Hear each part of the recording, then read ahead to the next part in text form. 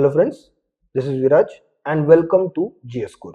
So today I have with me the Faculty of Governance and Social Justice and Public Administration, Abhishek Saxena sir. Welcome sir. Thank you so much, Viraj sir, for having me. Pleasure sir. So today sir will discuss how governance has to be dealt from the point of view of prelims examination. So sir, governance से ना every year we see 7 to 9 questions and the questions are easy. If you compare them with other subjects, the questions are easy. But because governance as a subject is ignored by the students, what happens is the questions are also ignored. The content is also ignored, and hence students either do not attempt those questions or they do not attempt them in the correct manner. And 7 to 9 questions, sir, मतलब 14 to 18 marks हो गए. मतलब it is a game changer. Governance is game changer. So what is your take on this? देखिए, सबसे पहले तो governance and social justice को लेकर कुछ मिथ्स हैं. When we are talking about those 7 to 9 questions, very rarely crossing the 10, Right. 11 questions. बिल्कुल. Often we think that whenever we are talking about governance and social justice, we are just talking about the programs and policies or schemes. That is not a very correct way of approaching. Sir, if you could dissect the number of questions that come from different parts of governance. So that is what I was coming to. When it comes to governance, we'll have to take governance and social justice as a whole. Bilkul. So that would Right. entail programs and policies, Okay. schemes, programs, policies, one part. The other would be the institutions and bodies. For example, TRAI को लेकर कोई question है, Right. ठीक है, या SEBI को लेकर कोई क्वेश्चन है. हम ऑफन उसे ठीक है इकोनॉमिक्स से लिंक कर देते हैं, but the question can be NGT. Right. ठीक है. So we get bogged down कि भाई ये है क्या, because often we think कि क्वेश्चन का बेस क्या है. तो governance is a very close cousin of polity. तो there would be polity related legislation, कोई नया रूल चेंज हो रहा है, कुछ ऐसा हो रहा है, and then there will be legislations which are more into the realm of governance. They are more about action या rules, social media intermediary rules हो गए, privacy related legislation हो गई है. इसके अलावा indices and reports, ठीक है. तो ये एक broad एरिया है जो हमें कवर करना है. Now coming to the questions bifurcation, आप देखेंगे कि out of those 7 to 9 questions, 4 questions or 5 questions would be around these schemes and policies and programs. So yes, schemes and policies provides a major chunk, but it is not the whole. It is barely 50%. The rest of the 50% gets covered by the other stuff that I talked about. तो हमें इसका भी ध्यान रखना चाहिए. तो ये इन 8-9 questions के लिए हमें गवर्नेंस को होलिस्टिकली प्रिपेयर करना है. बहुत इजी क्वेश्चन है, but like you said, it is ignored. Why it is ignored? We should ask this question to ourselves. To you should ask your question, why are you ignoring it? ठीक है. होता क्या है कि the mindset is, and बहुत से लोगों का, आई एम श्योर हमने भी शायद ये गलतियां करी हैं, and many of you are committing this mistake as you study, but I hope you watch this video and mend that. Right. कि हम एग्जाम से हफ्ते 10 दिन पहले एक कंपाइलेशन उठाएंगे, उसको सोचेंगे कवर टू कवर पढ़ ले, मेमोराइज कर ले और हो गया. No. With this there is a disclaimer that compilations are not bad, but if you are using that compilation as the primary fallback mechanism, that is where the problem is. Compilation should be used as a support. Also, there is a way, the way we should consume the information that we gather regarding programs and policies, institutions, indices, laws, that we consume it in a very logical fashion, ताकि वो exam में हमें काम आए. क्योंकि memorise कितना कर लेंगे, बहुत कुछ है memorise. But sir, at this point of time when we are around 35 days away from prelims, I don't think compilation का कोई अल्टरनेटिव अभी है. मतलब मैं समझ रहा हूँ what you are saying is कि नॉलेज जो है रूट से लेना चाहिए. I completely get that, but अभी स्टूडेंट्स के पास कंपाइलेशन का अल्टरनेटिव तो है नहीं. So I would request you to address this question कि how to use a compilation. देखिए, मैं थोड़ा सा इस क्वेश्चन का दायरा बढ़ा देता हूँ. 2 तरीके के लोग हैं. ठीक है. एक तो वो स्टूडेंट्स हैं जिन्होंने करंट अफेयर्स बनाया है, ठीक है, सीजन्ड है, अपने आप नोट्स बनाए हैं. Ultimately it is about demarcation of territory. ये सबसे पहला काम है हमारा, टेरिटरी डिमार्केट करना। बिल्कुल सही बात। वो टेरिटरी डिमार्केट हमने करी, जो हमने नोट्स बनाए हैं उनके अंदर से ये 4 एलिमेंट्स 5 एलिमेंट्स जहां भी हमें फिट बैठ रहे हैं वो हम ले लें, ठीक है। वो आपको कंपाइलेशन भी दे देंगे, जीएस स्कोर की बहुत अच्छी कंपाइलेशन हम निकालते हैं प्रीलिम संपूर्ण के हिसाब से नाम से, तो वो आप ले लीजिए। तो आपके पास टेरिटरी डिमार्केट हो गए, चाहे जिन्होंने करंट अफेयर्स बनाया चाहे जिन्होंने करंट अफेयर्स नहीं बनाया। आइडियली तो एक ये वे होना चाहिए कि करंट अफेयर्स बनाना आप चाहिए, अगर वो बनाए तो उन्हें थोड़ी सी एज रहती है। लेकिन अब हम लास्ट के इन 30-35 दिनों में क्या करें, तो जब हमने एक बारी एरियाज डिमार्केट कर लिए, हम पीवाईक्यूज की तरफ जाए, हम पीवाईक्यूज के लिए देखें। और जिन्होंने करंट अफेयर्स नहीं भी बनाए हैं उनके लिए करंट अफेयर्स की हमारी जो कंपाइलेशन है उसके अंदर काफी एग्जॉस्टिव कवरेज है। बिल्कुल, बिल्कुल। तो जो जीएस स्कोर की करंट अफेयर्स की कंपाइलेशन है आप वो भी यूज कर सकते हैं। तो once we have done the list, we have made a list कि हाँ भाई ये 100 चीजें 150 चीजें whatever we need to study। जब हमने वो लिस्ट बना लिया उसको पीवाईक्यूज के लेंस से देखना है, पीवाईक्यूज के थ्रू देखना है कि यार ट्रैप्स कहाँ आते हैं। मैं आपको 3-4 जगह बताता हूँ सर जहां हमने ट्रैप्स देखे हैं। सबसे पहली चीज है फंडिंग पैटर्न। हम देखेंगे कितने स्कीम्स के पॉइंट ऑफ व्यू से बहुत सारे funding pattern. What sir is saying is scheme पढ़ते वक्त किन पॉइंट्स पे फोकस करना चाहिए, प्लीज रिमेंबर दिस, ठीक है, this will be very helpful. Sir please continue. तो जो फंडिंग पैटर्न है, फंडिंग पैटर्न कुछ इस तरीके से है कि आप देखेंगे सबसे पहले तो हमें समझना पड़ेगा कि सेंट्रल सेक्टर स्कीम और सेंट्रली स्पॉन्सर्ड स्कीम्स में क्या फर्क है। अब फंडिंग कैसे हो रही है, फंडिंग मैक्सिमम आप देखेंगे जो भी स्कीम्स वगैरह की है उसमें रहेगा 60-40 सेंटर और स्टेट, या 90-10 सेंटर और हिली स्टेट्स और special category states, north east states. तो एक तो वो एक हिसाब रहता है। अब ये पैटर्न ब्रेक कहां हो रहा है, तो वहां यूपीएससी एक स्टेटमेंट बना देगा, या फिर नेचर क्या है, सेंट्रली फंडेड है, सेंट्रल स्पॉन्सर्ड है, या जो है सेंट्रल सेक्टर है। तो ये कॉन्सेप्चुअल डिफरेंस समझना बहुत वाइटल हो जाता है इस केस में। राइट। दूसरी चीज है स्टेक होल्डर मैपिंग। अब स्टेक होल्डर्स कैसे मैप करेंगे, मैं एक छोटा सा एग्जांपल लेता हूं। सर आपको याद होगा एक क्वेश्चन था लेट 2000s में, commissioner of railway safety. Right. तो ये कमिश्नर ऑफ रेलवे सेफ्टी इतनी सी बात है कि कौन सी मिनिस्ट्री के अंडर आता है, हो सकता है इसके अराउंड 3 या 4 स्टेटमेंट है just to cloud your judgement दे रखी हो जो सही है।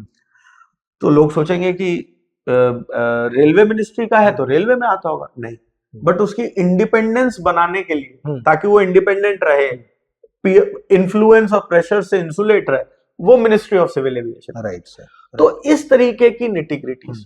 फिर जैसे नाम है, आजकल आप देखेंगे कितनी स्कीमें चली हुई हैं, PMGKAY, PMKKY, इनके नाम में कंफ्यूजन हो सकती है। इनके की ऑब्जेक्टिव्स क्या है उनके ऊपर। इसके अलावा कुछ नामों में जब आप एग्जाम में रश में होते हैं तो वहां कंफ्यूजन हो जाती है कभी कभी कैंडिडेट्स को, जैसे स्वामित्व, स्वानिधि, स्वावलंबन। राइट। तो ये मिलते जुलते से नाम है। ऑफन हम दिमाग में कुछ चल रहा होता है या एक पहले क्वेश्चन का दिमाग में इम्प्रिंट होता है और हम बह जाते हैं। तो हमें बहुत डिलीजेंटली हर एक क्वेश्चन को देखना है। Every question will give you 2 marks, don't take it on your ego, सब बराबर है। बिल्कुल, ठीक है। तो इस तरीके के जो ट्रैप्स हैं वो हमारे पास अक्सर देखने में आइडेंटिफाई करना, स्टेक होल्डर्स को आइडेंटिफाई। इनफैक्ट अभिषेक सर ने अभी स्कीम्स के लिए जो ट्रैप्स होते हैं, he has identified them for you. Sir similarly I want you to deal with indexes. When it comes to indexes, पहले तो आप एक बात समझ लीजिए, 85 इंडेक्सेस है, ठीक है। 85 न्यूज में भी होंगे क्योंकि ज्यादातर एनुअल है, कुछ बाई एनुअल है, राइट, ठीक है। कुछ डोमेस्टिक है, कुछ इंटरनेशनल है। For example NITI Aayog multi dimensional poverty index और एक global multi dimensional poverty index आता है जो कि ओपीएचआई और यूएनडीपी निकाल के बनाते हैं, राइट।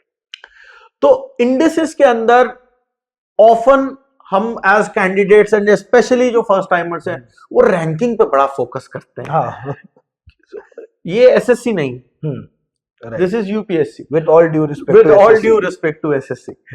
तो the nature of the exam is different. वो rank for all practical purposes नहीं पूछेगा। हाँ, रैंक ऊपर गई या नीचे गई उसके पीछे के फैक्टर्स वो एक एनालिटिकल स्टेटमेंट में जहां आपकी एक एप्लीकेशन ओरिएंटेशन टेस्ट हो रही है वहां वो पूछ लेगा। इसके अलावा structure, for example multi dimensional poverty index में वेटेड स्ट्रक्चर होता है, उसमें कई कई सारी चीजें होती है, पूरी मैट्रिक्स है, क्या पार्ट है क्या पार्ट नहीं। ठीक है, ठीक है, जैसे ग्लोबल हंगर इंडेक्स आया, government of India dismiss the findings कि ये बहुत बायस्ड है, हमें उसकी पॉलिटिक्स में नहीं जाना। क्या आया, मेथोडोलॉजी क्या है, स्टेक होल्डर्स क्या है, किस डेटा पे बेस्ड होता है, कौन से parameter conclusion has been reached, और किस डेटा पे बेस्ड होता है। जैसे आप कुछ इंडिसेस देखेंगे, जैसे नीति आयोग का मल्टी डायमेंशनल पॉवर्टी, वो कहां से डेटा ले रहा है। कभी कभी इसी पे क्वेश्चन आ जाएगा कि ministry of statistics and programme and implementation से ले रहा है, सोशो इकोनॉमिक कास्ट सेंसस से ले रहा है, या कहां से ले रहा है। तो इस तरीके की चीजें हम इंडिसेस के लिए ध्यान रखें। अगर आप देखेंगे ब्रॉडली पीवाईक्यूज, तो कुछ खास इंडिसेस फेवरेट है, जैसे हंगर इंडेक्स हो गया, ट्रांसपेरेंसी इंटरनेशनल का करप्शन परसेप्शन इंडेक्स हो गया।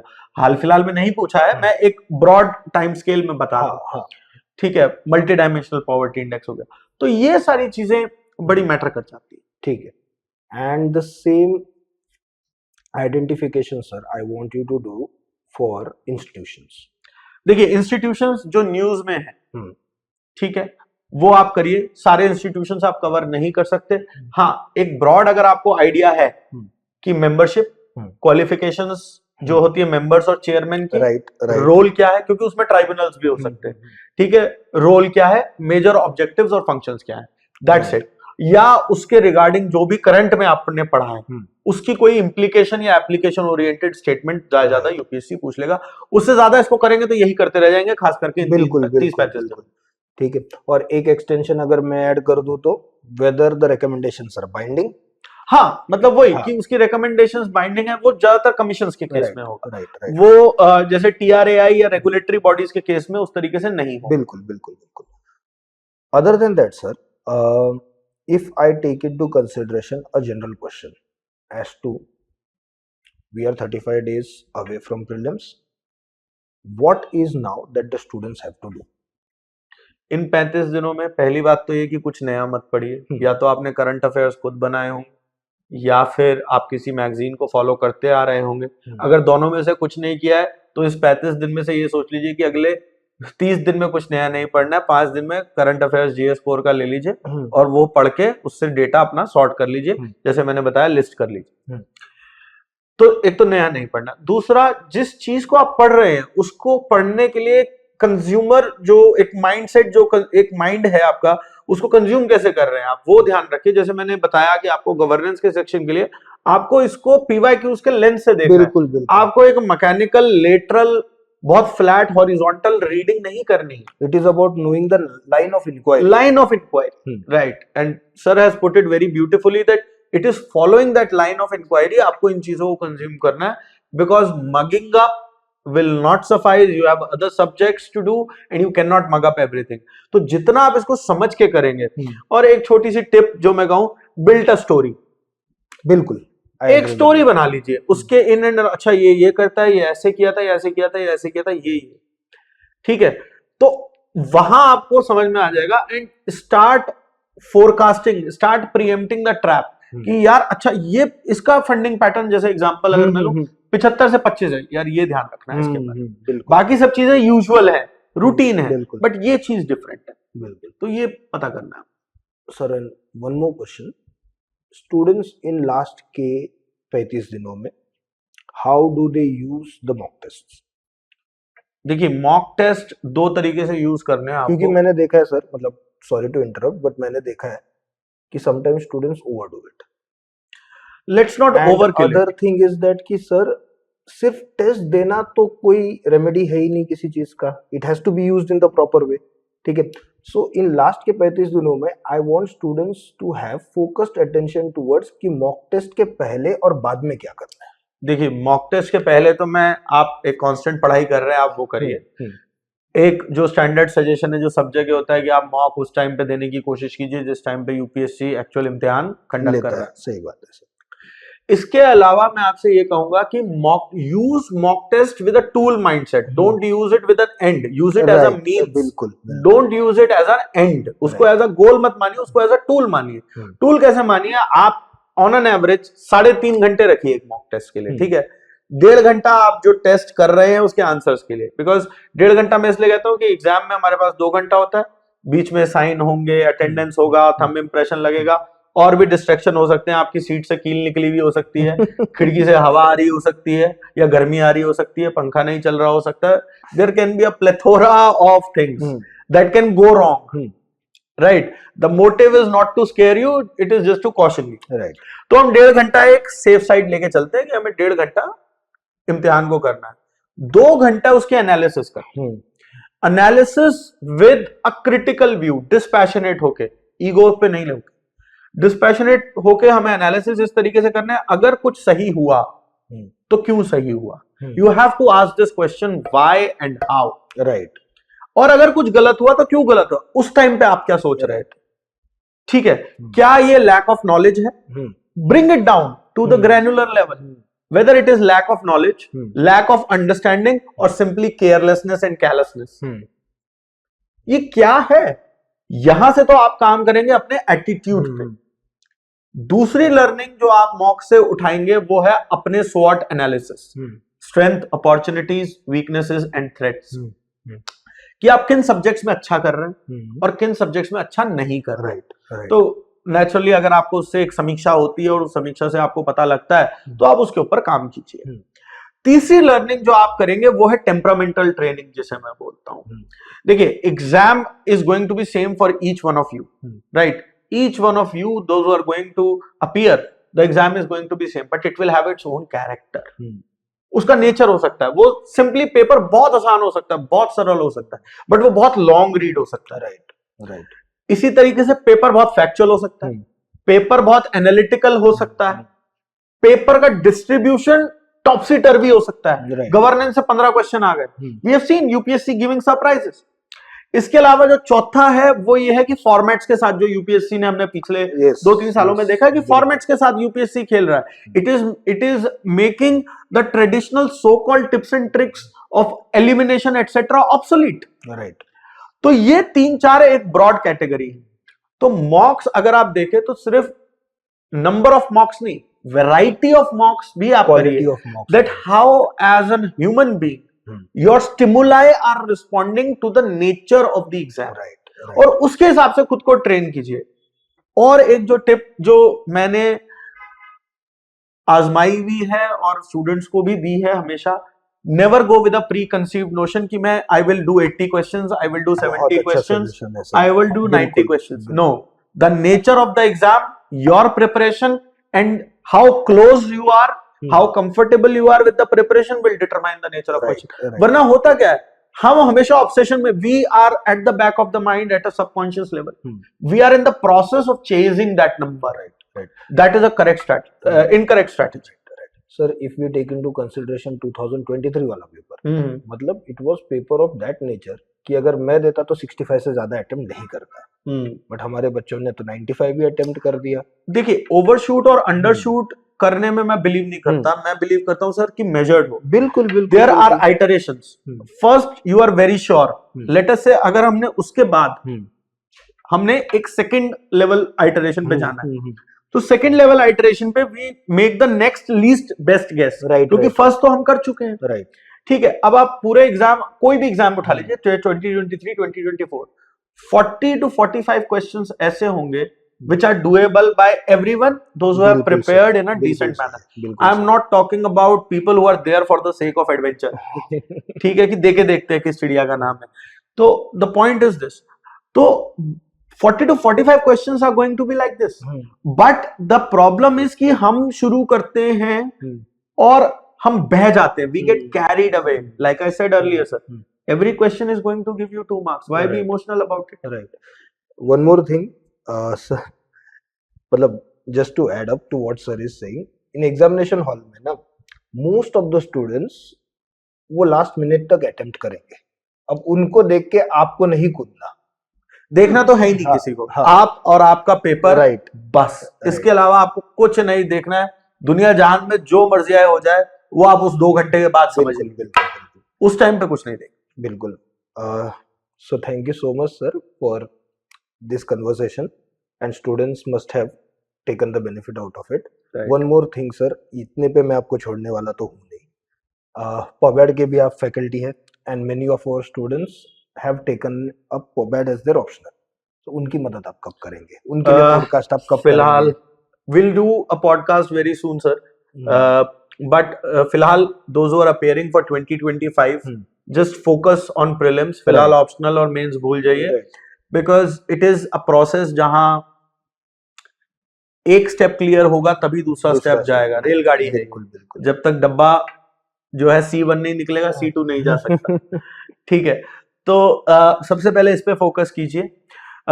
जिसको अगर और कोई इंफॉर्मेशन चाहिए, if there is a peculiar case जो कि आपके केस में है, ट्रबल कर रहा है, right, you can connect to us, to me regarding governance and social justice, to Viraj sir और any of our members of the faculty team through GS Core. we'll try and help you as much as we can, right. इसके अलावा जहां तक POBAD की बात है, we'll do a podcast soon.